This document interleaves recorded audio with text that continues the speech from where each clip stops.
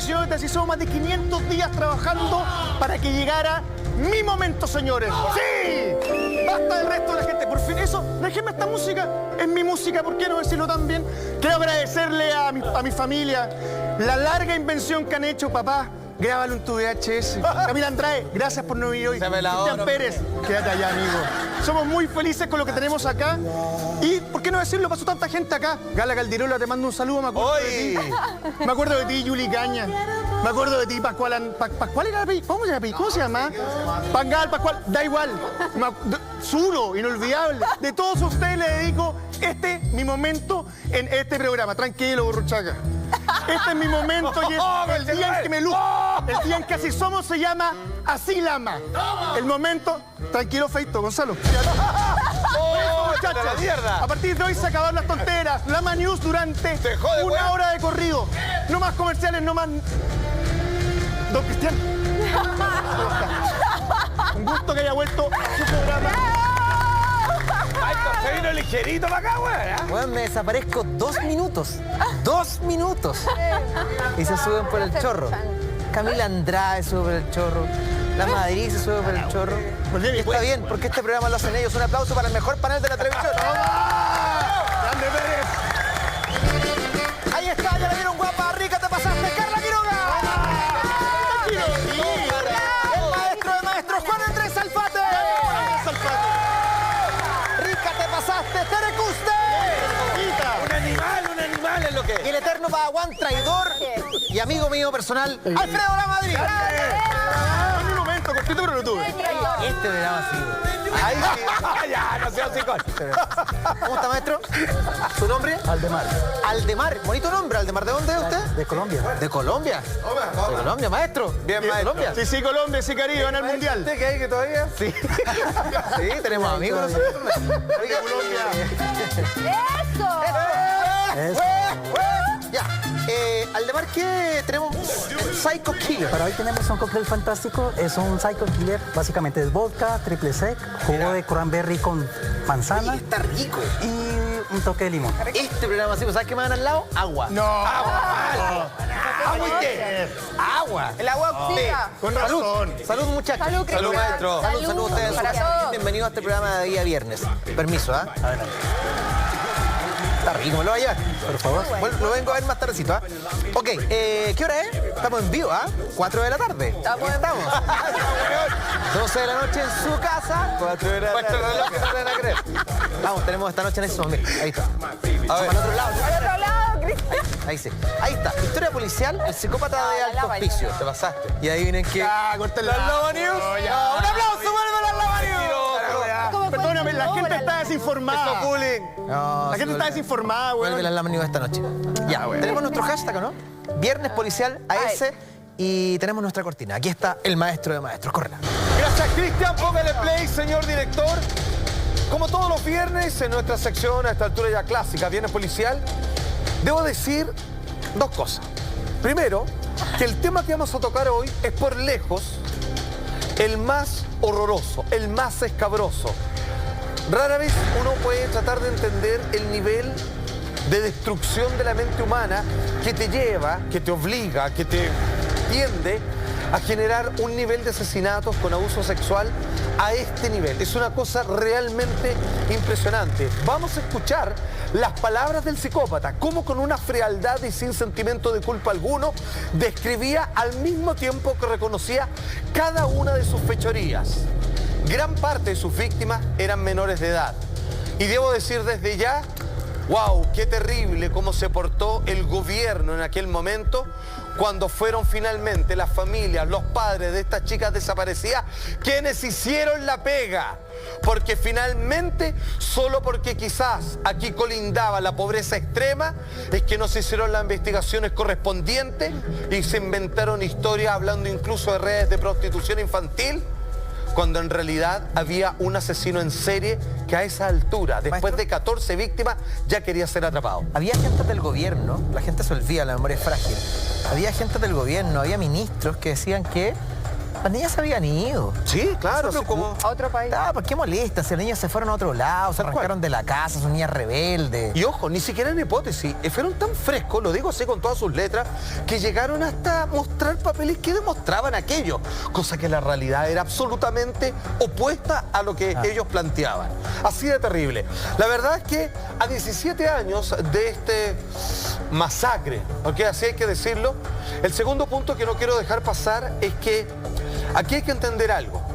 La vinculación o de cómo a partir de este caso nosotros como padres, particularmente las madres, lograron entender de cómo hay que aleccionar a sus pequeñas respecto con datos tan frugales como no subirse a un auto de una persona que al parecer con buenas intenciones te ofrece llevarte, aquel quizás persona que con una sonrisa, con un dulce en la mano, parece ser alguien que te entrega todo aquello que tu familia te priva a veces y sin embargo ahí es donde yace el peligro. Es cómo cuidamos a nuestros hijos. Es cómo cuidamos a nuestros hijos. Y cómo se cuidan ellos mismos también. Absolutamente, porque hoy día puede que haya mucha más información que en aquel entonces.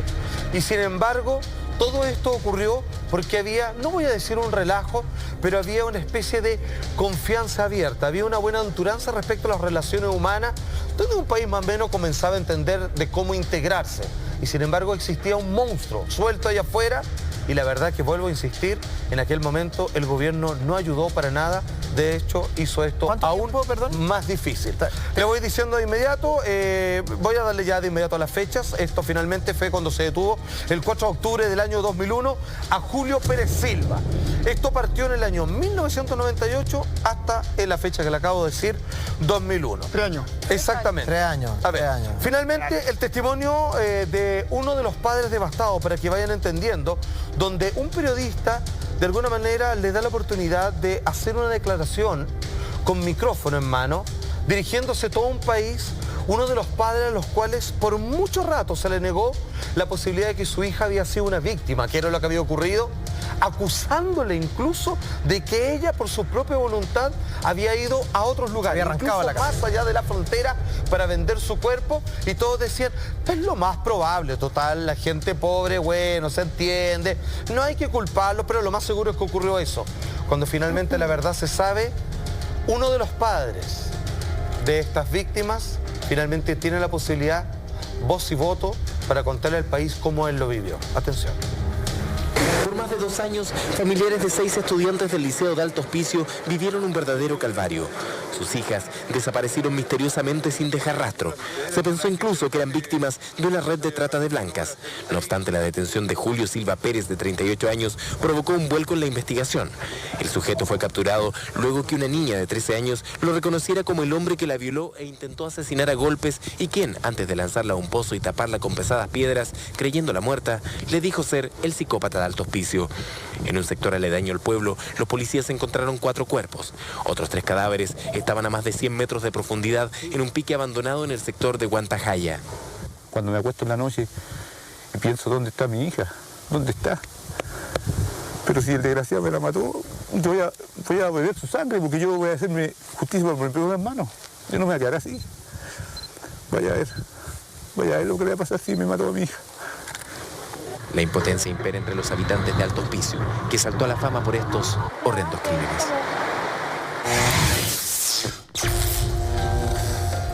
Bueno, el relato terrible, doloroso, Devastado, ¿no? de un padre buscando a su hija, amenazando con tomar justicia con sus propias manos.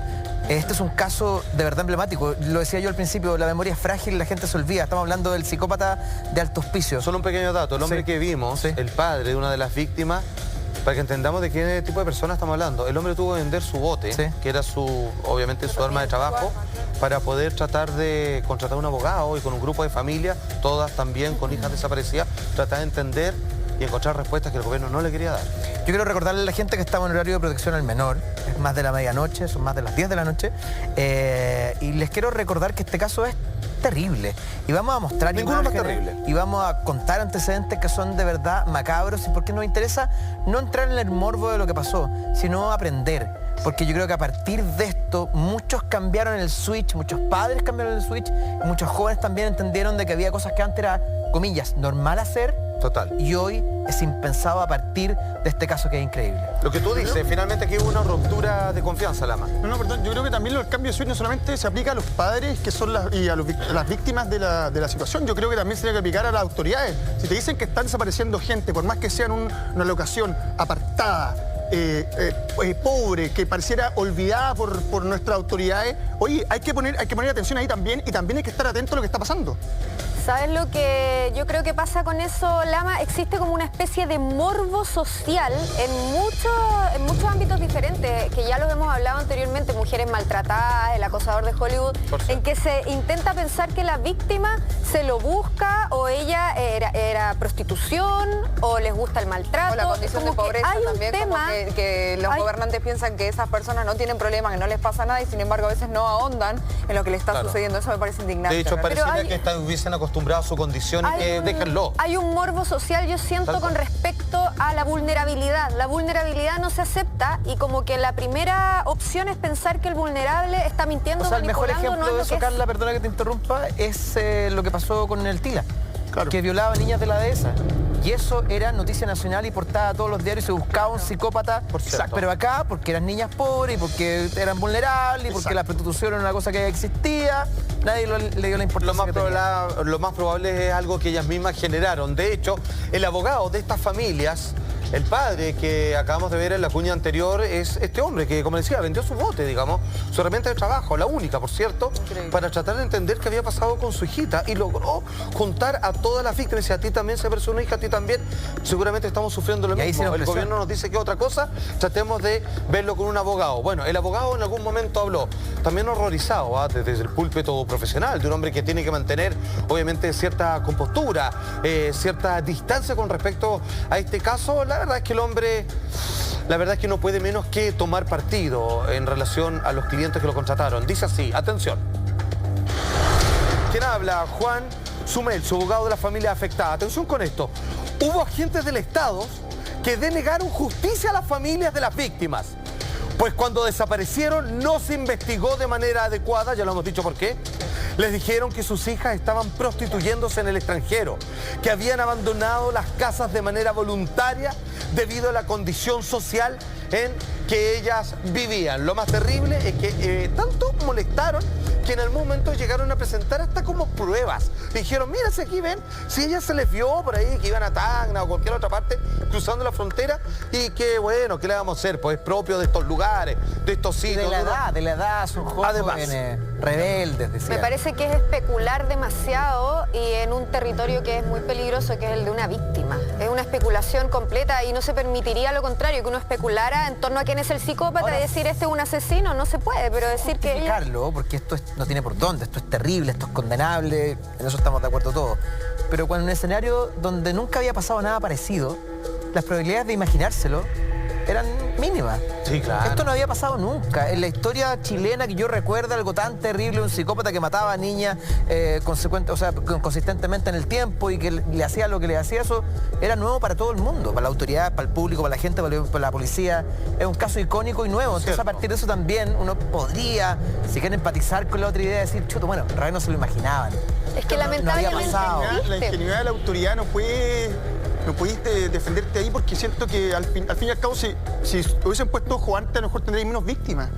¿Cachai? Sí, claro. Solamente porque no, es que esto, claro, ellas están prostituyendo, no, ellas están en una condición. Es que, bueno, eso no puede ser, po, Es que es weón. negligencia eso, es Es que, negligencia de todas por parte de la maneras. gobernante de turno lamentablemente también. es súper entendible que las personas queramos sentir que estamos viviendo en una sociedad súper sana y que no tenemos que estar desconfiando y estar a la defensiva, pero existe. Yo creo que estos programas a nosotros nos sirven también para reconocer que existe la maldad, existen los psicópatas, hay asesinos, hay violadores, eso está. Aunque uno no, de repente no te cabe en la cabeza, pero ¿cómo? ¿Y qué maldad? ¿Y cómo hizo esto? ¿Y por qué? Es así y existe. Y no condicionarlo a la clase social de que si sos rico sos pobre, como Claro. aclaró Cristian, también pasa en las clases altas o en las claro. bajas. Eso no Clara- tiene nada que ver. claramente, vamos a entender de qué se trata. ¿Quién es este hombre y por qué hizo lo que hizo. Pero antes tenemos un titular de uno de los padres también, que él dice lo siguiente, así fue como se convocó en los periódicos de aquel momento.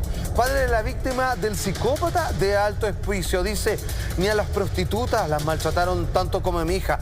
Mira, curioso, no hay que equivocarse. Cuando él cita, dice la palabra prostituta, es porque finalmente es de alguna manera la explicación oficial que se trató de dar con algún momento sobre lo que pasaba con estas niñas. Vamos entonces a tratar de entender, y aquí voy a necesitar de tu ayuda, Carla, quién es Julio Pérez Silva, el psicópata sindicado, y que como verán en algún momento, estamos viendo parte de sus imágenes, hasta él da la impresión que ya quería, no sé si que lo atraparan, pero ser reconocido como alguien que estaba asesinando personas, y como la justicia estaba haciendo la vista gorda con eso, decían cualquier versión menos que había un culpable, menos que había un asesino en serio en este caso. La verdad es que él trataba de llamar la atención sobre sí. Él nace en Puchuncaví, región de Valparaíso, 15 de julio del año 63. Hoy tiene 54 años. La verdad es que él cometió sus crímenes, como bien se sabe, en la región de Tarapacá, ¿cierto? En la localidad específicamente Alto Hospicio. De ahí, obviamente, el seudónimo que lo llaman como el psicópata de ese sector. El modus operandi siempre fue prácticamente el mismo. Él trabajaba como taxista en ese auto que se le ve ahí. El mismo de la foto. Un taxista, un taxi pirata, por lo demás. No tenía licencia. Ilegal.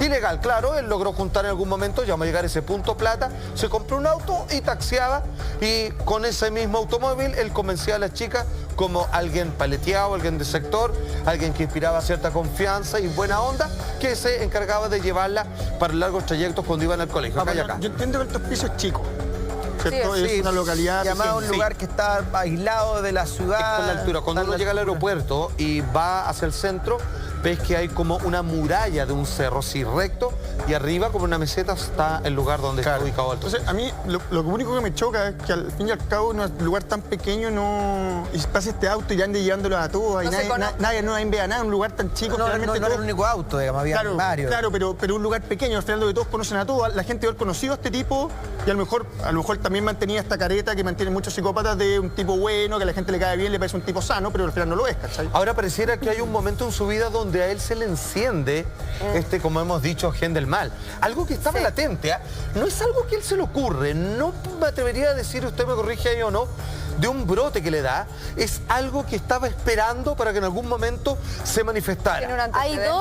Hay dos episodios importantes. Uno, que cuando él era muy chiquitito, alrededor de 5 años, él vivía con su mamá, sus hermanos y el padrastro. Y el padrastro sufría de alcoholismo y era muy agresivo, le tenía mucho miedo en la familia. Cuando él era chico. Cuando él era chiquitito. Y hay un episodio en que él entra al dormitorio sin permiso, sin tocar la puerta, y el padre, en modo de castigo, le azotó la cabeza contra la pared hasta dejarlo inconsciente. Entonces ellos sufrían mucho malos tratos, le tenían tanto terror al padre que cada vez que él estaba despierto todos se encerraban. Ya, pero acá acabas de dar un dato clave, porque como yo decía recién, el modus operandi era siempre el mismo. Sí. El hombre en su taxi, ofreciendo gentilmente llevar a alguna de las chicas a un lugar. Cuando las veía, oye, te queda harto tramo caminando, yo te llevo, total voy para allá, y de ahí empiezo a trabajar.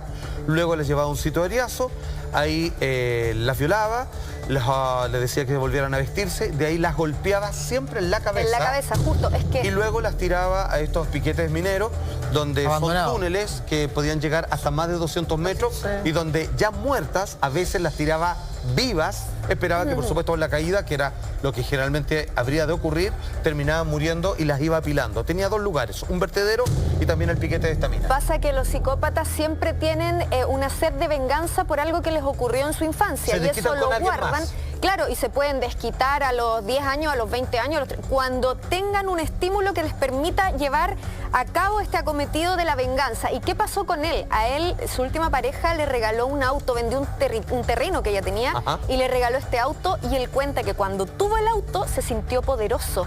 Esa sensación de manejar y de tener un vehículo lo hizo sentir bien, y como que tenía... Siempre cuando uno se compra un auto, uno siente si soy libre, puedo ir a cualquier lado. Y esto le generó algo en su psicopatía, que sintió que el auto era como el simbolismo del vehículo que le permitía realizar esta venganza. Entonces debo decirte, Carla, que quizás entonces hay un tercer punto que le activó esto, y vamos a llegar ya ahí, porque esto es tremendamente horroroso, porque la primera víctima de este hombre fue la única vez que no incluyó una violación, pero parece que fue la gota que derramó el vaso. Maestro, vamos antes al pasado de este hombre, pero maestro... Pequeño dígame. resumen, 12:17, a la gente que viene integrándose a la sintonía, estamos haciendo un recuento, una revisión de esta dramática historia del psicópata. El más de horroroso, Altospicio. por lejos. Yo creo que el más horroroso de los últimos 50 años. Tan horroroso que, como nos caracteriza con la altura de mira, hoy día nosotros somos un programa que habla desde temas espirituales, algunos más místicos, con mucho entretenimiento y risa entre medio. Yo creo que hoy día nada de eso cabe, porque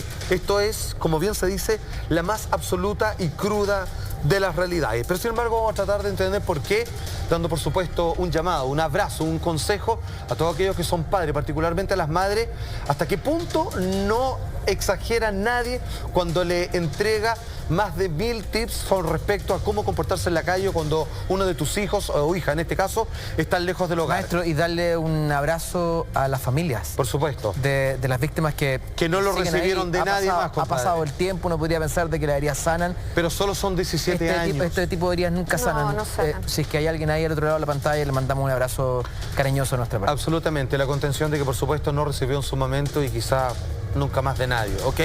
Estamos hablando de este hombre, Julio Pérez Silva, el asesino de más de 14 mujeres, la gran mayoría menores de edad, por supuesto escolares. A él se le conocía como el Cegua, ¿cierto? Cuando vivía en Puchuncaví, ya entregó un dato terrible, horroroso, de cómo su padrastro, entre una de las tantas lecciones, hombre alcohólico, violento, decide tomarlo de pequeño por una falta de respeto que este hombre consideró, azotarle su cabeza contra una de las murallas. Por supuesto, esto habría de despertarse en años posteriores. ¿Cómo era considerado cuando este hombre estaba en el colegio?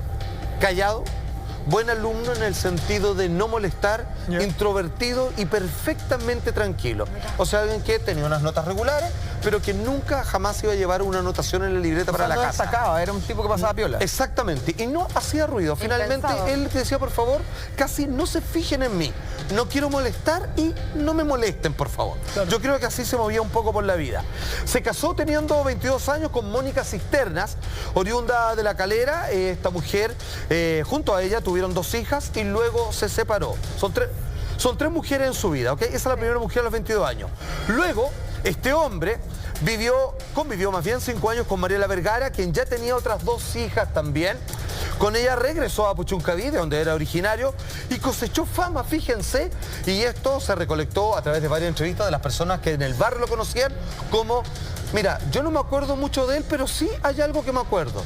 Qué buen esposo que era, como un buen marido. Y parece que en eso no había falsedad. No es que tuviese una imagen para la calle y que adentro era un tipo más o menos furibundo, peligroso y violento, no. Efectivamente era un buen tipo. Efectivamente era un buen tipo, pero tenía este petardo que yo creo que en el momento que él le golpearon la cabeza, en el momento que lo abusaron, en el momento que le regalaron un auto, etcétera, etcétera, a él le prendió una mecha larga, que en algún momento la dinamita que le hizo explotar es donde vamos a llegar. ¿Y se puede, perdona, ser un buen tipo hasta cierto momento y luego ser un mal tipo, o ambos a la vez?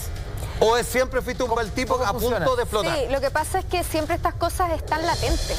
Hasta que se encuentra el momento, la ocasión exacta, se cumplen ahí como toda una serie de requisitos para que el psicópata actúe. Además que la gente parece que estaba dormido, porque... Pero sabes que no estaba tan dormido, porque una de sus mujeres en un momento dijo que él había violado a su hija. No a la hija de él, a la hija de ella, de la mujer. Y algunos vecinos también tenían algunas denuncias ahí de abusos sexuales de él hacia cierto... En otro matrimonio, parece que el primero Sí. fue perfecto, el Sí. segundo... Claro, con él tuvo 2 hijas, después convivió con alguien con 2 hijas y ya vamos a ir al Hay tercero. psicópatas que su venganza la hacen con alguien de la familia, pero con alguien que les hace algo, con alguien que les hace doler algo. Y hay otros que simplemente se vengan con desconocidos, como este caso, y a su familia no le hacen nada. Vamos a la última etapa en términos de relaciones. Llega el año 1990 y atención, porque este hombre, separado nuevamente, ya lleva 2 parejas, conoce, emigrando a Iquique, a esta mujer que se llama precisamente Nancy Boero, 14 años mayor que él, madre de 6 hijos. ¿Año, perdón, maestro? Esto estamos en el año 1990. 90. O sea, él se muda a Iquique y ahí finalmente en su trabajo, cargando sal posteriormente, y de ahí logra juntar platita, se compra este taxi, Conoce a esta persona. conoce a esta mujer con quien de inmediato, a las 2 semanas, se va a vivir con ella. Ella ya tenía 6 hijos y ella tenía 14 años más que él. Le gustaba como más grande, ¿eh? Da la impresión, Parece. ¿cierto? Y también hay una especie de prototipo de las chicas que le gustaban, a las que abusaba sexualmente y luego asesinaba, ¿ok? Bueno, él, dentro del autohospicio, él vivía en un sector conocido como La Negra, ¿ok? Un día deja su trabajo, ¿cierto? La autoconstrucción, y es ahí cuando adquiere este autito blanco, el cual lo convierte, empieza a ofrecer servicios, así como, oiga, ¿para dónde va? Lo llevo, por tanto, todo lo demás. Un taxi ilegal, un taxi pirata, ¿ok? Y finalmente, de acuerdo a las investigaciones, este hombre, Julio Pérez Silva, luego de que ya entendemos que asesinó a 14 mujeres, la gran mayoría menores de edad, entre el 12 de septiembre del año 98 y el 23 de agosto del año 2001, parece que el gatillante que a él lo convierte en un imparable asesino en serie. Si es que no quedó claro, lo digo al tiro. De todos los casos probablemente que vamos a ver, como ya recurrentemente lo hacemos los días viernes, así, a la memoria no me imagino que haya uno peor que este. O sea, sí, por lejos, y ojo, más adelante vamos a escuchar las propias palabras del psicópata, como con una frialdad absoluta él describe, porque reconoce todos sus crímenes, finalmente dice, hice esto, tal cosa, ella no puso resistencia, esta sí, por lo tanto le hice esto, con esta me enojé más, con esta menos, esta me gustó, en fin. Atención, ¿cuándo parte todo? Atención, Carla, porque aquí dime tú si esto no es el detonante definitivo para que este hombre se transforme en un asesino en serie, el más brutal y horroroso que haya existido. 12 de septiembre del año 1998. Recogió en la costanera de Iquique a su primera víctima. Su nombre, Graciela Montserrat Saravia. Ella tiene 17 años. ¿Qué es lo que pasa? Que él se le acerca con su auto y él le ofrece dinero para tener un encuentro sexual con esta chica de 17 años. Ah, sí, directo. Ella acepta. Sí. Ella le dice, sí, yo me subo a tu auto y no tengo ningún problema en entregarte lo que tú me estás pidiendo, después de que llegaron quizás a un acuerdo así entre Ventana y ella a pie, a cuánto se le iba a pagar. Y no sabemos cómo iba a concluir eso originalmente, pero ella, esta muchacha de 17 años, se sube, no sabemos con la idea o no de concretar el acto sexual, pero sí con una intención clara y precisa de robarle. A él. A él. Ella, esta chica menor de edad, 17 años, tenía la intención de robar.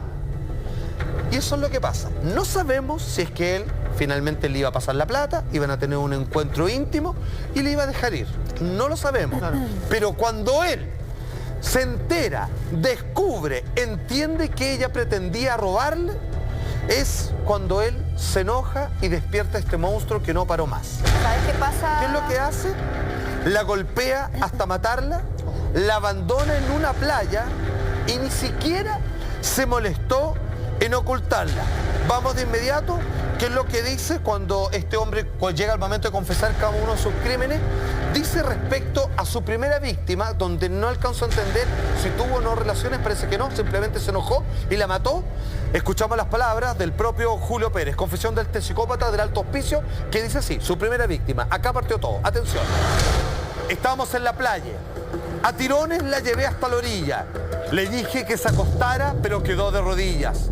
No le amarré las manos, pero la golpeé varias veces con una piedra.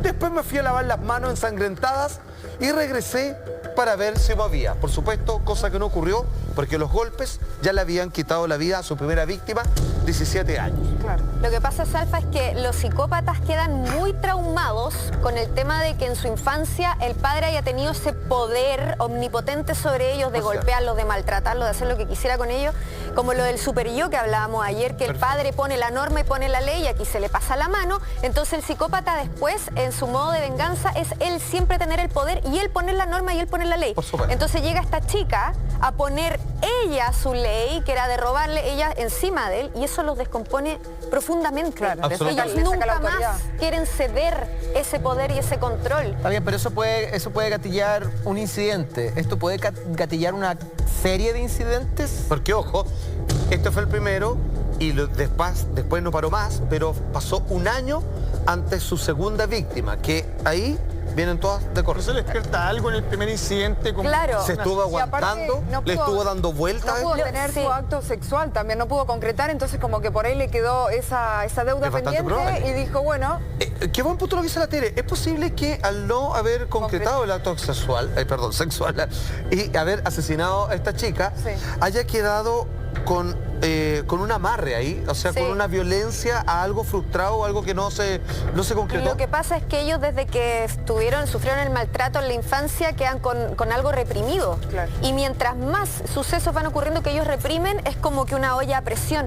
Y a partir Se va de eso, llenando Carla, y en algún minuto revienta. ¿A partir de eso un psicópata se hace finalmente? ¿O hay un gen Claro, nace, incluido? se hace. está Es como que dormido y se Todos los seres humanos somos una mezcla de genética y ambiente. Puede haber algo de genética en que una persona sea poco empática, tenga como una especie de anestesia social, que es lo que tienen los psicópatas, que no le importa mucho a los demás, no le importa pasar a llevar. Eso puede venir en el temperamento, Ahora- pero eso se potencia si hay una infancia difícil en que alguien te pisoteó de una forma tal. Por eso, en este primer caso, puede que él sienta, aunque en la práctica sabemos que es ridículo, que él se está defendiendo, Sí, de un claro que posible sí. abuso, aunque claramente él tiene las de ganar en términos físicos. En el inconsciente no existe... Él está haciendo lo correcto. Claro, no existe el totalmente. tiempo, no existen leyes La de otra la es la mala. temporalidad. O sea, en el inconsciente tú puedes haber sufrido algo a los 5 años y lo puedes estar replicando hasta el día de tu muerte.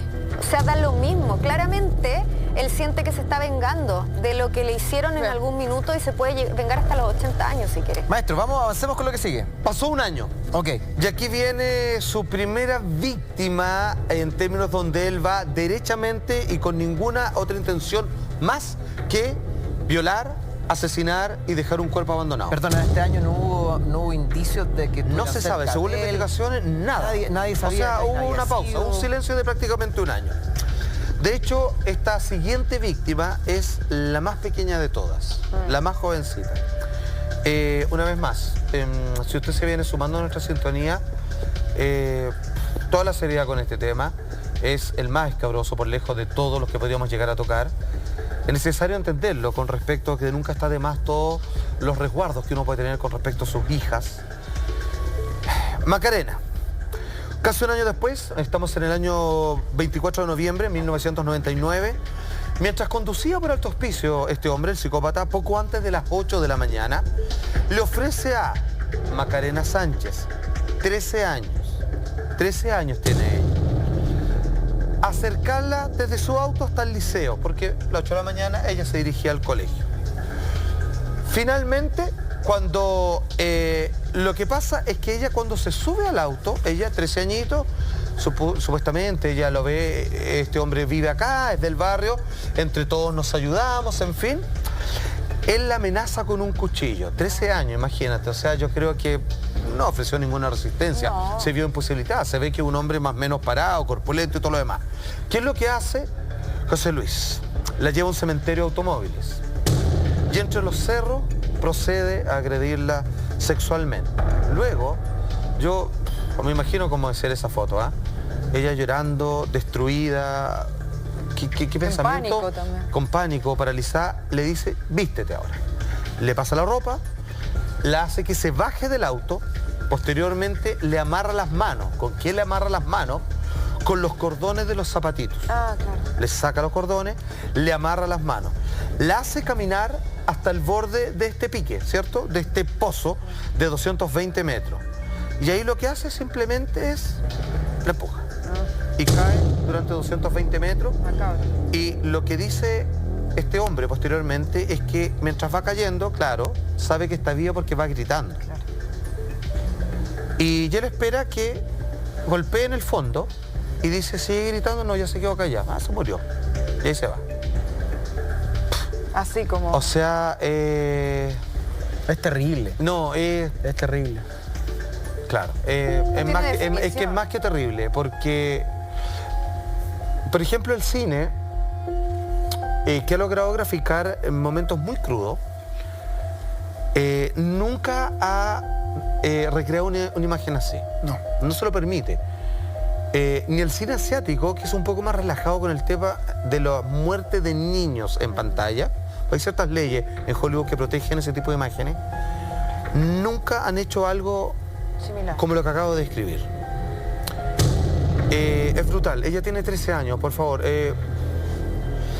Imagínate el nivel de dominio de ese hombre sobre esa pequeña, que es la primera víctima. Y se va a la segura, ¿no? A mí no me cabe la menor duda que la escasa edad de esta pequeña es porque él, cuando decide, me lanzo, de aquí no paro más, se va a la segura con una pequeña que no le ofrece resistencia, que en caso que quisiera batallar, él con un solo brazo podría doblegarle fácilmente, al punto que, a diferencia del resto, ni siquiera se molestó en matarla antes de arrojarle un pozo. Porque, ojo, esta niña, además de vivir el horror de estar amenazada, de siendo llevada a la fuerza a un lugar con un cuchillo en el cuello, que luego abusan sexualmente de ella, con un cuerpo encima que la tapó por completo, y que luego la matan mientras ella va cayendo. Algún segundo tu mente hace clic y te dice, me voy a morir. No sé si él la convenció de lo contrario, porque le decía, vístete. O sea, ella quizás en una pensó, terminó esta pesadilla, vuelvo a mi casa a llorar, desconsolada, todo lo demás, y viene y lo que hace es empujarla nomás. O sea, no sé, sobrepasa Aterrador, cualquier cosa. No sé, es demasiado en realidad. La imagen yo creo que queda muy clara, ¿no? Imagínate cuando todos estos antecedentes se descubren, se saben lo que pasa con esa familia, lo que pasa con ese papá. Ya perder un hijo es... Mira, te lo hago al revés, Cristian. ¿Qué pasa cuando después esto se descubre y tú eres el papá de esta niña? Y, así como lo estamos haciendo, te describen eso. Eso es lo que quiero, eso es lo que, ahí es donde quería llegar, digamos. Ya perder un hijo tiene que ser terrible, perderlo de esa forma, con esos antecedentes, con ese relato que tú cuentas, con imaginarse todo lo que tu hija tuvo que pasar una herida en la soledad del ¿no? desierto, lo que hemos estado ahí, eso es una infinidad, es un infinito donde no se puede encontrar a nadie. Y este hombre que está en pantalla entiende que desde aquí en adelante no paro más, porque a diferencia del primer crimen, ¿cierto? Por esta chica que intentó robarle, Sí. él lo que hace es cambiarle la funda al automóvil y él se regresa a la casa para bañarse Y cambiar. y echa una manguería al auto. O sea, él ya entiende que no voy a cometer los errores anteriores. O sea, ahora voy a ser precavido y claramente voy a borrar cualquier pista que me vincule, aunque ya él tenía claro que la posibilidad de llegar a encontrar un cuerpo a 220 metros en una de las tantas minas abandonadas que hay por ahí, Carla, el hombre estaba libre, digamos, de ser encontrado. ¿De qué se habla cuando un tipo, después de hacer lo que hace, va, lava el auto, se ducha, se lava las manos? Uno no queda impresionado, no te dan ganas así de chucha, ¿qué hice? Me voy a Lo que acostar, pasa no es sé. que no, ¿Qué porque no psicópata? estamos hablando de una persona que está bien psicológicamente ni emocionalmente, porque como yo les comentaba antes, la principal característica de un psicópata es la anestesia afectiva. Ellos afectivamente lo único que sienten es la rabia. La rabia de lo que les ha pasado, la rabia con la sociedad. Al punto la que se rabia con la sienten ellos parten víctimas. Ya, pero un psicópata no Sí. puede decir que no sabía lo que estaba Sí. haciendo. No, pues ellos saben lo que hacen. Claro, lo lo que pasa calculan, es que no tienen justifican. culpa. Ese es el tema. El psicópata no tiene culpa, porque no tiene esta conciencia moral. Lo que hablábamos ayer del deber, de la norma, el psicópata no lo tiene. Se lo guarda en el bolsillo. Lo deja guardado en una parte de su alma, por así decirlo, pero en una parte muy inconsciente está esa culpa. ok. Cuando sale a través de actos fallidos, que son muy parecidos a los sueños, que tienen que evacuarse por alguna parte esta culpa, que está muy guardada y la reprimen la culpa de la mejor manera que pueden, y sale a través de actos fallidos cuando ellos tratan de ser pillados. Cuando Y dejan una conscientemente evidencia quieren, por ahí. Un cabo suelto. Cuando les empieza a molestar que no sepan qué son ellos, porque ellos se sienten héroes de hacer lo que están haciendo. Mati, ¿qué te pasa con esta historia? A mí, más que nada, me llega la parte como periodística. Yo siento que es una historia que, gracias un poco a la presión de los diarios y a pescar a este grupo de padres que empieza a decir, oye, ¿dónde está mi hija? Oye, empecé a hacer ruido. Este caso toma la relevancia que tiene. Yo siento también un poco vergonzoso y creo que por eso mismo no se habla mucho de esto, del parte de la autoridad. Ok. Bueno, por eso es bueno recordar estos casos, para que no vuelvan a pasar. Por cierto, La sed de crímenes de este hombre comenzó a aumentar con el paso del tiempo. Es tal así que hubo 2 asesinatos, de aquí en adelante entiéndase, siempre con violación. Hubo 2 en tan solo una semana. Nos vamos a febrero del año 2000. La primera víctima que voy a nombrar, Sara Gómez, 18 años. Esto fue el 21 de febrero. ¿Qué pasó? Ella va caminando por la carretera. Una vez más, él se ofrece con llevarla, con una sonrisa de oreja a oreja. Ella le cree. La lleva a un vertedero, que es el segundo lugar donde él deposita los cadáveres de sus víctimas. Forcejea con ella, pero Sara logró escapar hasta cierto momento. Ella logra salirse del auto. ¿Cómo continuó esto? Julio Pérez, el propio psicópata, lo relata así. No la amenacé con un cuchillo porque la tomé muy fuerte con mi mano derecha y trató de soltarse. Por eso me enojé mucho, atención con eso. Y arrancó del auto, como les dije, logró escapar, pero esto sigue así. La seguí hasta que cayó al suelo boca abajo. En el lugar recogí un palo y la golpeé 2 veces en la cabeza. Ella logró escaparse al bajarse del auto, pero este hombre frena, sale del auto corriendo mucho más rápida que ella y por supuesto la persigue y logra que ella caiga y ahí la ultima con un palo en la cabeza. Carla, esta fijación por menores de edad, Puede tener que ver... ¿a qué responde? Si tú te fijas, él le gustaban las mujeres mayores para armar una pareja. Yo creo que él puede haber tenido algún tema con la debilidad.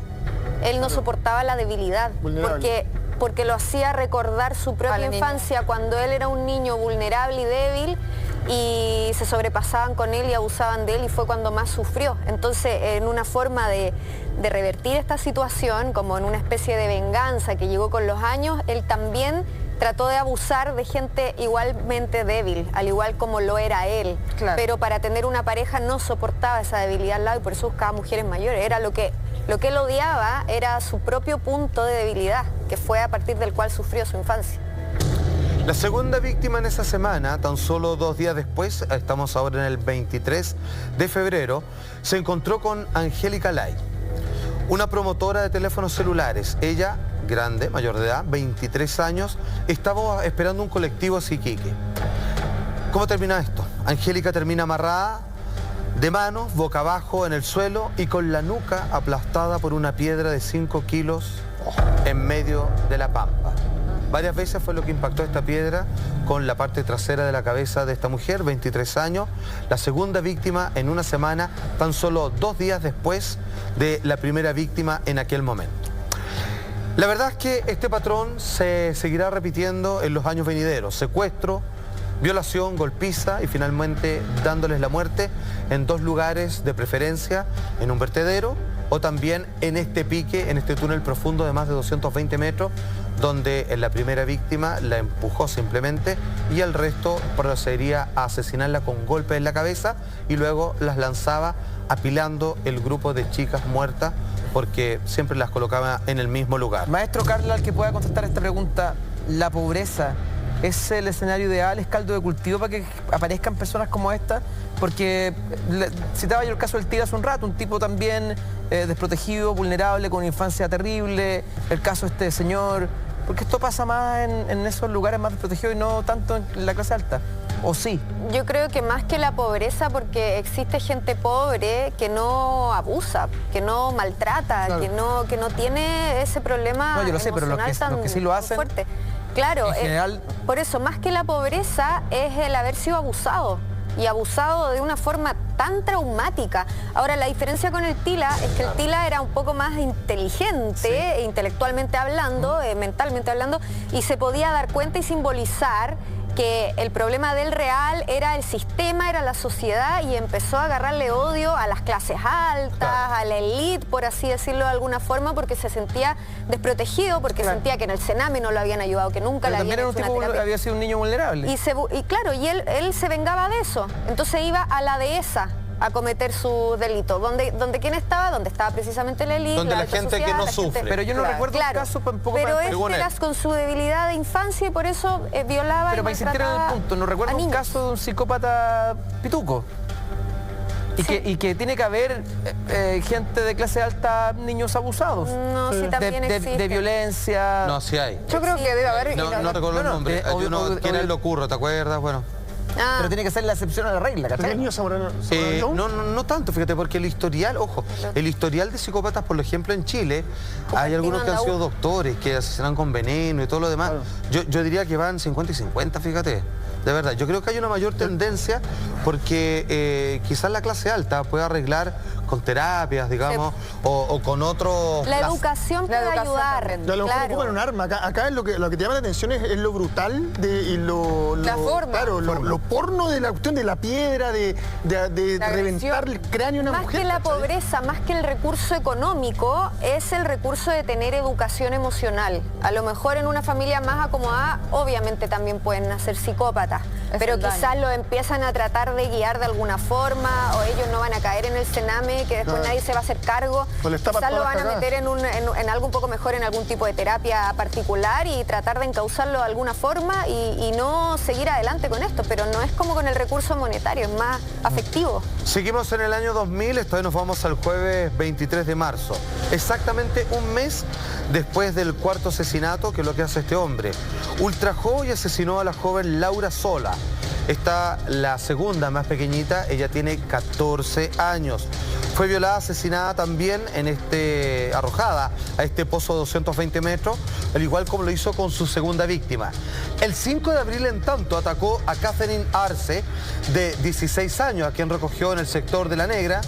De inmediato, también, como tantas veces, la amenazó con un cuchillo y luego la obligó a desnudarse para posteriormente atacarla sexualmente. De ella particularmente se acuerda mucho Julio Pérez, el psicópata, y el relato lo tenemos de sus propias palabras. Dice así: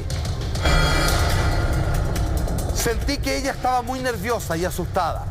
La acosté boca abajo. Cogí una piedra más o menos grande, como un bloque de cemento, con el cual golpeé la cabeza de la niña. Luego la tapé con basura y escombros. Sin asco. El mismo modo de operar con todas las chicas, ¿tiene que ver con porque le pasó eso cuando era chico? ¿Es Da porque, impresión. o porque él quiere dejar una marca para cuando lo descubran, como dice Carla, inconscientemente? ¿Lo hacen para dejarle algún sello a algo, como para que los Una pista, en el identifiquen? fondo. ¿Una pista? ¿O es inconsciente, así como al azar, porque a él le pasó eso cuando era pequeño?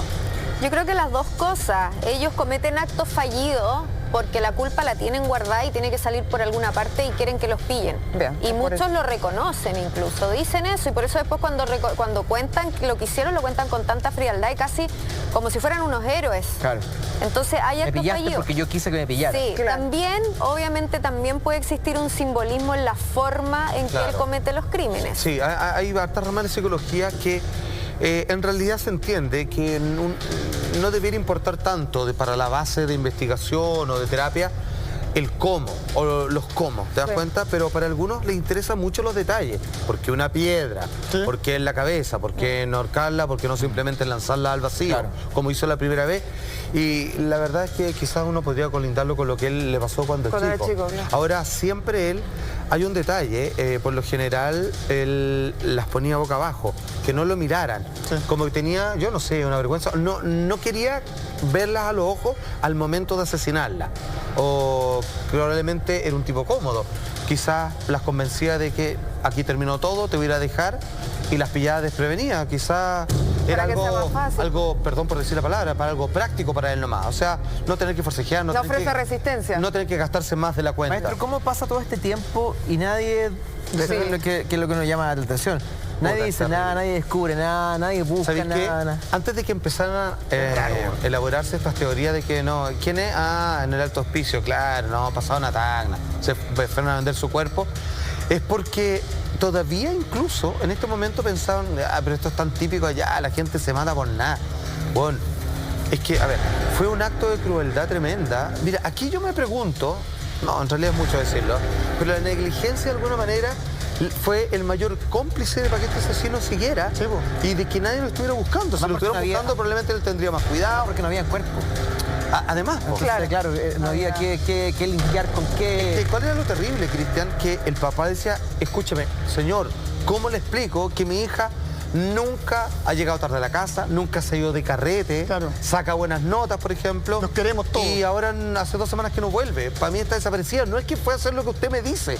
Yo la conozco. Ay, pero usted no sabe, a esta edad, las cabras. Eso me decían. Claro. Bueno, imagínate, weón, yo no, ¿sabes aquí, qué? weón, hay La que impotencia, deshacerse en Salfa, la disculpas, ¿no? impotencia de no poder... Es que tú no entendís más de hogares rotos. Sí, tenemos una familia rota, nos llevamos pésimo. Y ella se fue y no la buscan. Pero cuando es un hogar Es que no hay por nadie amor y la está cariño, buscando. las buscan siempre, ¿cachai? Y esa diferencia marca mucho. Perfecto. 14 víctimas, sino por aquellas que hay un referente importante para el psicópata en cuestión. Casi 2 meses después de lo que le acabo de relatar, 22 de mayo, todavía estamos en el año 2000, Patricia Palma, de 17 años, también menor de edad, sale del liceo. Ella, cumpliendo con todo su deber, como buena hija, va caminando rumbo a su casa, Pérez la rapta, la viola y luego la mata, dejando su cuerpo una vez más en este piquete de 220 metros junto con los cadáveres de Macarena ¿Siempre Sánchez el mismo piquete? y Laura Solás y un vertedero. Son esos dos lugares, no tiene más. 11 días más tarde, el 2 de junio, año 2000 todavía, volvió a atacar, en esta oportunidad violó y asesinó a Macarena Montesinos en el sector de Pampa El Molle. Al igual que las otras niñas, la hizo sentarse en la parte delantera del vehículo junto con él. La llevó a un cerro, la amenazó para que no gritara, luego la obligó a desnudarse para luego ultrajarla. Y después de violarla, le ordenó que se vistiera, algunas las amarraba con parte de su ropa, una cintita del pelo, el cordón de los zapatos, las baja del vehículo, caminan hasta esta pequeña fosa, ¿cierto? Pequeña, digamos, por la abertura, donde le dijo que se tirara al suelo, las golpea, como suele ser casi el 100% de los casos, con una piedra, le quita la vida y luego las empuja hacia el vacío. 2 de julio, 4 semanas más tarde, Pérez conducía por la autoconstrucción cuando se encontró con Viviana Garay, 16 años, bien jovencita también. Al sur del Alto Hospicio, al igual que al resto de las niñas, a las que acechó, la violó y asesinó con un golpe en la cabeza. Sobre esta muchacha en particular, Julio Pérez se acordó bastante y esta es su opinión al respecto de esta víctima en particular. No gritó y tampoco trató de arrancar porque le dije que no le iba a pasar nada. Le mintió. Tomé una piedra de regular tamaño para lanzarla contra su cabeza. Se la tiró esta vez. Luego la cubrí con tierra y otras piedras que pillé por ahí. O sea, ya estaba en otra, se dio, Ya tenía hizo algo raro. un molde perfecto. Pero te das cuenta, no la repetía. agarró y le dio hartos golpes, sino que se la tiró de lejos. Y dijo, no sé, ¿qué fue eso? Si están ellos dos nomás. Es que sabía que ese modo le funcionaba también, lo había Quizás hecho como antes. le dijo, no te voy a hacer nada, le generó una cierta distancia entre él y ella. No, te puedes ir y ahí, no sé, horroroso. Bueno, la cosa es que luego de ese asesinato todo cambió y el psicópata cometió, y aquí viene algo raro y aquí, Carla, te necesito más que nunca, hubo 2 asaltos más. Y aquí yo no sé si hubo un error o él ya estaba chato de su condición. Después de 9 meses de estar inactivo, o sea, él ya paró 9 meses, o sea, algo pasó en él. Claro. ¿Qué es lo que pasa? Las siguientes víctimas lograron salir con vida. Las siguientes 2 chicas no las mató. Solo abusó sexualmente de ella. Mira. Pero empezó a atacar esta vez en la noche para que no lo reconociesen. O sea, pum, las asaltaba. Ya no le ofrecía yo te llevo, sino que pum, las abordaba de golpe. Bueno, tras la desaparición de Viviana Garay, la suerte de Julio Pérez se vio truncada. Oscar Garay, atención, el padre que vimos de la última menor asesinada del año 2000, él comenzó a luchar por la verdad y derribar las especulaciones que el gobierno había instalado en todos nosotros. Ellos convencieron a todo un país y uno decía así como, ¡ay, qué pena esta chiquilla! Pero bueno, se entiende, porque son pobres y toda la agua. Ay, qué terrible. Bueno, yo escuché mucha gente diciendo eso, güey. Es terrible. Es que eso no puede ser. Bueno, es terrible. ¿Y cuál era la versión? Escaparon a Cepa y Oficina, Tacna, que es, digamos, Se arrancaron de la casa. tierra de nadie, y obviamente fueron a hacer un poco de dinero para vivir la vida loca. Súper cómodo especular así. Este hombre Fácil. vendió su bote, bueno, su herramienta de trabajo. Nosotros lo vimos, bueno, bueno, me estoy aguantando, bueno, te juro, a mí, bueno, se me parte el alma. Sí, a mí también. Cuando este hombre fue a tocar la puerta, uno decía, bueno, yo conozco a mi hija, bueno, todos los papás creemos que conocemos a nuestra hija, tu hija de ser una loca, está en la edad. Weón, qué horror, conchetumadre, qué horror, weón. Él vende su bote, logra contratar a un abogado y va a buscar a todas ¿a quién se les apareció una hijita? A ti también ya. Los reúne a todos. Weón, busquémosla en conjunto porque no nos están pescando, porque no los pescaron más. Cuando dijeron, Se declaró que estas niñas fueron a otro país a vender su cuerpo y se cerró la investigación. Y obviamente él dice, no, nosotros vamos a continuar. Atención con lo siguiente, el 18 de julio del año 2000 se encontró la mochila y ropa de Viviana en un basural. En otros vertederos también se encontraron la mochila y uniforme de Catherine Arce. Días más tarde encontraron una quebrada la ropa interior de Patricia Palma. Fue así como los familiares y amigos y vecinos, con ayuda con este abogado que empezaron a darle las pruebas, fueron acercándose a las jóvenes que ya claramente no estaban en nuestro país vendiendo sus cuerpos, sino que llevaban mucho tiempo muertas, asesinadas por supuesto por un autor lama.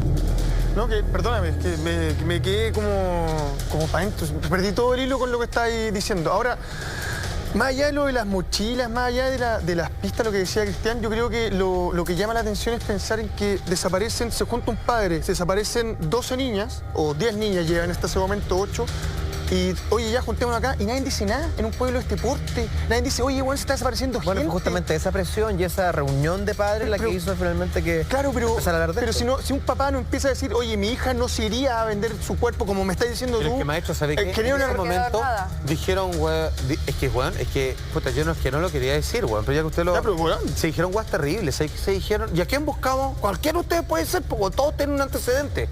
No, ya, weón. Pero, weón, si fue, weón, es horroroso, weón, es una discriminación, weón, es que esa es la palabra, es que es como discriminación. ¿Sabéis qué? Aquí, bueno, lo voy a decir con todas sus letras. Aquí, así como existe la ley, como en tantos países, que todos son inocentes que se pruebe lo contrario. En este caso, ¿sabéis cuál era la parada? Todos los pobres son culpables, weón, y no vamos a investigar porque es pérdida de tiempo. Porque todos tienen algo, son pobres. Todos se han mandado alguna cagada, todos pueden ser violadores, weón. Por eso es doblemente doloroso para los papás. Weón, es terrible. Por eso es doblemente doloroso. Weón, es una forma de bajarle el perfil también, porque no podéis comparar y porque no solamente te una cagada con matar a esta cantidad de niñas, una cagada con... O sea, ¿qué comparación Carla, es que no solamente te quitan tu hija, te quitan tu dignidad de ser humano. Sí, claro. Y sabéis que ya esta weá es cosa mía. Yo aquí me arranco con los tarros. Y es que no solo no investigaban, creo yo, porque pensaban que estas cabras, weón, ¿de dónde son? De ahí, además que fueron a vender su cuerpo. Qué horror. Sino que también no querían gastar plata, weón, en gente de ese sector, weón, te juro, weón. Es que es cómodo. Tomaron una postura que al final uno empieza a darle vuelta y por qué tanta maldad y por qué no creen y por qué esto. Simplemente para ellos es cómodo. No le dan importancia. Maestro, me tengo que ir a una pausa pero comercial. Maestro, viene la detención. Hay dos víctimas más. Que me adelante. Hay dos víctimas más. Quiero que me adelante lo que viene después de la pausa comercial, algo. Se encontraron, como decía, especie de las víctimas, que ya se suponía que al estar abandonados, parte de la ropa, las mochilas, estaban muertas. Pero finalmente, quienes descubrió a este asesino no fue la policía, pese a las pruebas, no fueron los detectives, no fue el gobierno, fue una de estas pequeñas que salió con vida, porque él la dio por muerta, pero alcanzó a sobrevivir. Aguántame ahí, me tengo que ir a una pausa comercial, faltan 4 minutos para la 1 de la mañana, ya volvemos con más, espérenos.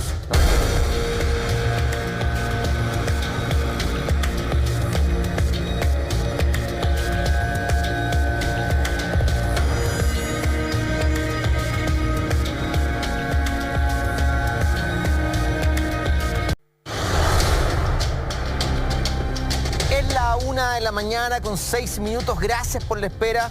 Estamos de vuelta recordando este terrible y emblemático caso del psicópata del hospicio. Hemos contado toda la cronología de esta historia de Julio Pérez, de las niñas, de los detalles escabrosos de cada uno de los asesinatos. Y estamos llegando, maestro, ya casi al desenlace de esta historia. Ya se encontraron prendas, artículos de las víctimas. Los padres logran entender y demostrar que su hija no está en otro lugar viviendo la vida loca, sino que son víctimas y por supuesto fueron asesinadas a esta altura, claramente. Sin embargo, hay dos víctimas más. 17 de abril del año 2001, vuelve a atacar en el sector de la autoconstrucción. Ahí intercepta a esta menor de 16 años, identificada como Maritza, a quien amenazó con un cuchillo, una vez más, por supuesto, ultrajada. A ella no la mató. Acuérdense que había un lapso bien grande de estas dos últimas víctimas, exactamente. Ella logra volver a su casa. Obviamente la llevan a un centro hospitalario, le sacan muestras del agresor, obviamente que estaban dentro del cuerpo de esta muchacha, y posteriormente, cuando este hombre es capturado, ella lo confrontan, reconoce su voz y claramente las muestras de su ADN con las que Pero tenía es la capturado chica por otra cosa, no por este caso. coinciden. ¿Cómo? Es capturado por otra cosa más adelante, no por este caso puntual. O sea, claro, o sea, por la última víctima y obviamente Claro, después luego la enfrentan. la confrontan. O sea, la única que pueden enfrentarles con ella porque Con es la la- con la que sigue. son los dos que sobrevivieron nada más. Llega el último crimen. 4 de octubre del año 2001, Julio Pérez Silva cometió este último ataque y la joven identificada como Bárbara sobrevivió. ¿Qué es lo que pasa? El periodista Ricardo Leiva, escritor del libro Reinas del Desierto, que cuenta, indaga en profundidad sobre esta investigación que estuvo tanto tiempo postergada, finalmente dice que aquel momento, los hechos que gatillaron la captura de este hombre fue por culpa o gracias a él. Este tipo dejó a esta niña viva, la verdad que fue bastante raro ese acontecimiento porque ya había matado a 14 niñas, dejándola, como digo, las tiraba unos piques muy grandes que hay en el norte, que son de 300 metros y la lanzaba viva, y a esta chica la tiró a un hoyo más bajito. Entonces ella quedó inconsciente, despierta, sale a la carretera, la recoge un repartidor de huevos que iba pasando por ahí, la lleva a la posta de Iquique, ahí la deja y la policía obviamente la interroga, le dice qué le pasó y dieron rápidamente con el conductor de un auto blanco, lo detuvieron y él confesó al tiro. ¿Qué es lo que pasó esa vez? 8:30 de la mañana, cuando esta muchacha iba a su liceo, iba al colegio, es asaltada por este hombre, la sube al auto y él le confiesa mientras van andando, y obviamente con toda la amenaza le dice lo que le va a hacer. Él le cuenta, yo soy el psicópata de alto hospicio. O sea, yo el que maté a todas las otras chicas que andan buscando. Luego de violar a esta pequeña, le ordenó vestirse. De hecho, ella, cuando no tiene bien claro o ya se está imaginando que la va a matar, ella en su mochilita tenía un pancito, un sándwich. Y se lo ofrece a él, así como para tratar de hacer buenas migas, para ver si lo perdona. Él dice que no tiene hambre, que no se va a comer nada. Y se la lleva a otra fosa, no a la típica de 220 metros, que solo tenía, obviamente que está a 9 kilómetros al suroriente de Alto Hospicio, una fosa más cortita, más pequeñita, no tan alta, y la arroja ahí. Antes la golpea con una piedra y él la da por muerta y la tira, obviamente, simplemente para abandonar el cadáver. O sea, mantuvo el mismo modo operante Claro, que tuvo siempre. siempre. Pero la fosa más pequeña, ¿no? Más pequeña. Entonces él ya lo daba por muerta por el piedrazo en la cabeza. Claro. Estaba confiado ya de que le resultaba Y ser sin culpable. embargo, ella no murió, logra despertar como puede, logra subir, sale a la superficie y es cuando ella se acerca a la policía y les cuenta y que dice que acaba de ser atacado y hasta ahora, obviamente, la segunda superviviente, pero con capacidad de identificar a este hombre y donde él mismo le había confesado que él era al hombre que todo el mundo estaba buscando. Ella no murió por el piedrazo. Exacto, y tampoco por la caída, Sí, o sea, pues, quedó bastante mal. Imagínate cuántas de las anteriores tampoco murieron por el piedrazo. Y que, Por supuesto, como la primera, que ni siquiera le pegó un y que piedrazo. despertaron viva a 220 Puede ser. metros. Es bien probable, amigo mío. Ese mismo día, cuando viola a esta niñita, Bárbara, Pérez fue detenido. La policía fue de una a buscarlo a la autoconstrucción y él no negó nada. Finalmente, cuando lo ponen con esta muchacha, él lo reconoce claramente. Bueno, la dejó viva. Pero por un error, ¿ah? Perdón, Claro, no absolutamente. fue su intención. Ojo, que aquí hay un caso que esto da para otro tema, pero hay 5 víctimas más que él no reconoce. Imagínate, él reconoce 14 víctimas. Pero además 5 muertes pero hay y 5 desaparecidas. muertes más que él no reconoce, que no se encontraron y que él dice, no, perdón, esa yo no fui. Entonces también aquí esto es bien heavy, porque cabe entender de que cuando se sabe que están buscando a alguien, autor de todos estos asesinatos, hay alguien que no sé si se aprovechó del pánico y mató a 5 personas más, o fueron 5 asesinatos más independientes a manos de 5 otras personas, y eso hasta el día de hoy no se sabe. El caso es que sin ningún remordimiento, él admite los asesinatos, las violaciones, no mantiene ningún estado de gota de arrepentimiento o culpa, y una vez preso, en algún momento trató de cambiar su versión, dijo, no era yo solo, había más personas, de hecho en realidad yo nunca fui, eran otras personas, pero... Se empezó a enredar. Pero se les dijo solo y al final ya estaba condenado. 26 de febrero año 2004, Julio Pérez Silva, en ese momento de 40 años, hoy día tiene 53, fue condenado a cadena perpetua irrevocable. O sea, no tiene ninguna posibilidad de que en 20 años más vamos a estudiar su caso. Olvídate, ¿no? 40 mínimo de está encerrado sí o sí por el homicidio finalmente de 14 personas, esa es la culpa que se le inculpa, y el intento de homicidio en contra de otras 2. Y él está súper vigilado, ¿ah? No lo dejan salir de la celda y hay 4 yo creo que lo celdas matan, po. alrededor de él que están vacías y solamente él se puede pasear por ahí porque además ahí hay muchos familiares de chicas que él mató, que están ahí presos también, entonces él no puede salir. Imagínate, ahora... o sea, además lo están cuidando. Sí. Es que para que no se mate también, pues lo contrario del Tila que se suicidó, o sea, no pagan nada al final. Ahora, sí, para que mantenga la vida. Un dato, no sé, excéntrico, raro, lo voy a decir igual. Se dice, más allá de una leyenda urbana, que en estos sectores se siguen apareciendo gran cantidad de estas niñas asesinadas. Pidiendo ayuda. Y algunos se preguntan, estoy hablando de las almas en pena de estas chicas. Sí. Varios lo han confirmado, algunos de esos salió en periódico, todo. Algunos dicen que si en realidad hay un poco más de misterio en esto, y más allá que se haya descubierto el asesinato y más allá de las circunstancias horrorosas en las que murieron, quizás todavía queda algo por descubrir, algo que ya no se sigue investigando y que la cosa quedó hasta acá nomás. Yo, mientras hicimos este tema, la verdad es que este hombre que está en pantalla, yo no sé si lo odio más a él o a la negligencia y a la falta de procedimiento que hubo en este caso. Eso me acompañó durante todo este programa, amigos míos. No, a mí me parece que lo que dices tú es lo más importante de este caso. Las muertes son terribles, las pérdidas son terribles. Ya sabe un padre lo que es perder una hija. Una negación. Pero como país, esto es un punto negro, es una herida, es un error. Es una negación colectiva. Es una negación, es algo que no puede volver a suceder. Exacto. No puede. Aquí imperó el prejuicio, imperó la frontera. Claro. Es que ahora somos pro vida, pero antes parece que no éramos tan pro vida como somos ahora. Absolutamente. Como les dije, claramente de cualquier caso que podamos llevar en esta sección de los días viernes, ninguno más escabroso, ninguno más terrible que el de este hombre. En casos anteriores hemos intentado entender, no justificar el accionar de un psicópata. Aquí tenemos muy pocos antecedentes. Solo tenemos el caso que mencionaba Carla, de siendo muy joven, golpeado por su padrastro, azotando su cabeza contra una muralla, y que en algún momento cuando alguien intentó asaltarlo, fue su primera víctima. Si es que algo se encendió en este hombre, una ferocidad que no paró, y cuando él le comentaba a esta chica que él era el psicópata, pareciera que él se sentía frustrado. Fue lo que dijo en algún momento, de que no hablaran de que hay un psicópata a quien buscar, de que todas pensaban de que estas niñas se habían ido a vender sus cuerpos a otro país. Vamos a seguir a la vuelta de esta pausa, la última del día de hoy, pero queda más de Así Somos al regreso. Ya volvemos.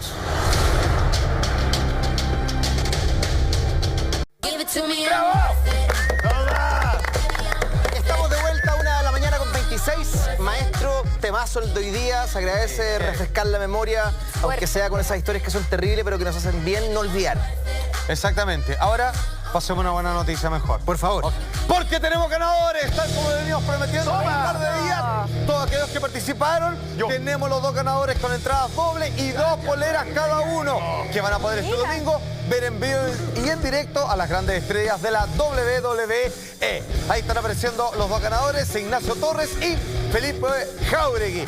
Ellos tienen entradas dobles y un par de poleras cada uno, como la que está mostrando Teresita acá. Así que muchas gracias por participar, y este es uno de los tantos premios que seguiremos teniendo durante el 2017. Un aplauso para los ganadores, maravilloso. Muy bien.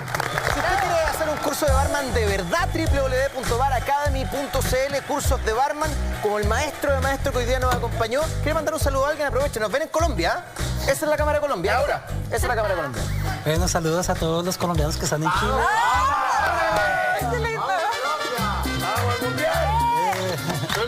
Maestro, ¿tiene su familia ya todavía o no? Sí, mi familia está en Colombia. Vamos, y todos para allá ahora la familia. Toma. No hay ningún problema. Ya, ok, curso de barman, www.baracademy.cl. Ok, ¿qué más me queda agradecer, muchachos? Ensaladas, café delivery. Ahí está el teléfono. 9, bla, bla, bla, bla. Ahí está, para que lo note. Y están en Avenida Providencia, 2411, ensaladas, café delivery. ¿Qué tal, Tere? Muy rica, súper rica. Fresquita, rica, sana. Digamos que la única que come ensalada aquí es usted. No. Carlita también comió. Sí, las 2 comemos. Y mira cómo está. Carlita come. Sí, como bastante. ¿Y toma la verdura que más le gusta? La lechuga. El pepino. El pepino.